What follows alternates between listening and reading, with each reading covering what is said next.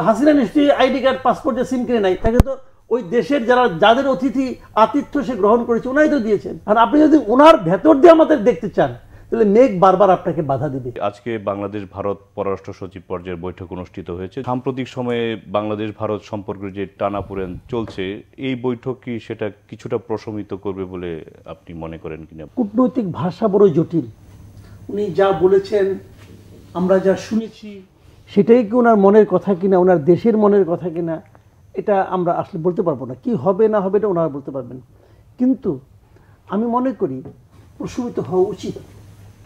প্রশমিত না হলেও যে সম্পর্ক যদি মনে করেন স্বাভাবিক না হয়, মানে স্বাভাবিক বলতে আমি কি বলছি, যেমন ধরুন গলাগলির সম্পর্ক, এটা কিন্তু স্বাভাবিক সম্পর্ক না। গলাগলির দুজন লোক হেঁটে যাচ্ছে, এটা স্বাভাবিক ঘটনা। দুজন লোক গলাগলি করে যাচ্ছে, এটা স্বাভাবিক ঘটনা না, তাই না? তো গলাগলির যে ভাবটা, সেটা হয়তো থাকুক, এটা আমরা চাইও না, স্বাভাবিক থাকুক। এবং সেই স্বাভাবিকটা হবে কি না এটা আমি বলতে পারবো না। তবে আমি এটুকু বলতে পারবো যে এই ধরনের আলোচনার মাধ্যমেই সম্পর্ক স্বাভাবিক হয়। এই ধরনের আলোচনার মাধ্যমে সম্পর্ক স্বাভাবিক হয়, এটাই নিয়ম হওয়ার। আর উনি যে কথাগুলি বলেছেন, এই কথাগুলির মধ্যে কয়েকটা বিষয় আমার কাছে খুবই সিগনিফিকেন্ট মনে হয়েছে। উনি কিন্তু বলেছেন যে সম্পর্কের ভিত্তি হবে জনগণের চাওয়া পাওয়ার উপর, মানে জনচাহিদাটা কি তার উপর নির্ভর করে সম্পর্ক হবে। ভারতের কোনো কূটনীতিকের মুখে এই ধরনের শব্দ আমার কাছে, মানে আমার কানে একটা আনন্দ দিয়েছে। তারা তো এতদিন হাসিনার সঙ্গে সম্পর্ক করতেন, সরকারের সঙ্গে সম্পর্ক করতেন, ওনারা কিন্তু কখনো জনগণের সঙ্গে সম্পর্ক করতে চাইতেন না। এবং আমরা সবসময় বলতাম যে জনগণ কি চায় সেটা যেন ভারত ফিল করে। কিন্তু ভারত কিন্তু গত 15 বছর সেই ফিলিংসটা ওদের মাঝখানে আমরা দেখিনি। এবং সেই কথা যখন ওনারা উচ্চারণ করেন, তখন আমি কিন্তু আশাবাদী হই যে হয়তো তারা ব্যাপারটা বুঝতে পেরেছেন যে ভারতে যে হয়তো বলবেন যে এখানকার মানুষের পালসটা আসলে কি। আমরা প্রতিবেশী দেশ যদি প্রতিবেশীর যে জনগণ তাদের পালসটা ফিল করতে না পারে, এটা দুজনের জন্যই কিন্তু খারাপ। আবার আরেকটা কথা আমি বলি, উনি সচিব হিসেবে এসেছেন, আমাদের সচিবের সঙ্গেই বসেছেন, আমাদের পররাষ্ট্র উপদেষ্টার সঙ্গে সৌজন্য সাক্ষাৎ করেছেন এবং প্রধান উপদেষ্টার সঙ্গেও সৌজন্য সাক্ষাৎ করেছেন।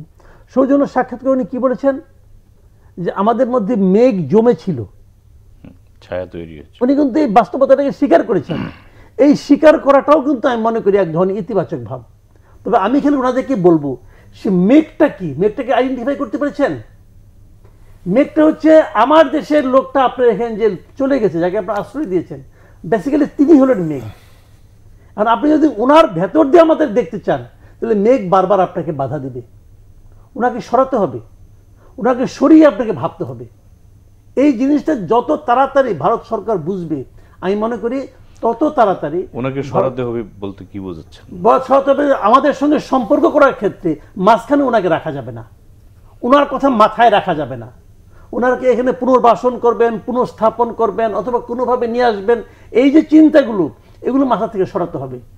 যে কথাটা আমাদের পররাষ্ট্র সচিব বলেছেন যে আমরা ওনাদেরকে জানিয়েছি যে ওনার কথাবার্তায় আমরা বিরক্ত, বলেছেন তো, এবং ওনাকে জানাতে বলেছেন। উনি বলেছেন কি, হ্যাঁ ওনারা এটা দেখবেন, বিবেচনা করবেন, এই যে বলেছেন, এর অর্থটা কি? অর্থটা হলো আমরা আমাদের বিরক্তিটা ভারত সরকারকে জানিয়েছি।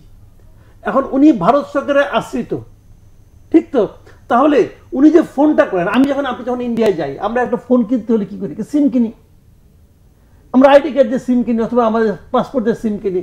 তো হাসিনা নিশ্চয়ই আইডি কার্ড পাসপোর্ট দিয়ে সিম কিনে নাই, তাকে তো ওই দেশের যাদের অতিথি আতিথ্য সে গ্রহণ করেছে ওনাই তো দিয়েছেন। উনি তো ওইটা দিয়ে বিভিন্ন জনকে ফোন করতেছেন। তো এটা যদি আগামীতেও কন্টিনিউ করে, তাহলে এইটুকু বোঝা যাবে যে আমরা যে বিরক্ত, এটাকে ভারত পাত্তা দিচ্ছে না। আমরা এটাও দেখতে চাই যে উনি যাওয়ার পর তারপরে অবস্থানটা কি দাঁড়ায়। তারপরে হয়তো আমরা বুঝতে পারবো আসলে ওনাদের এই মুখের কথা কেবলই কূটনৈতিক ভাষা নাকি আসলে আন্তরিক মানে মূল্যায়ন।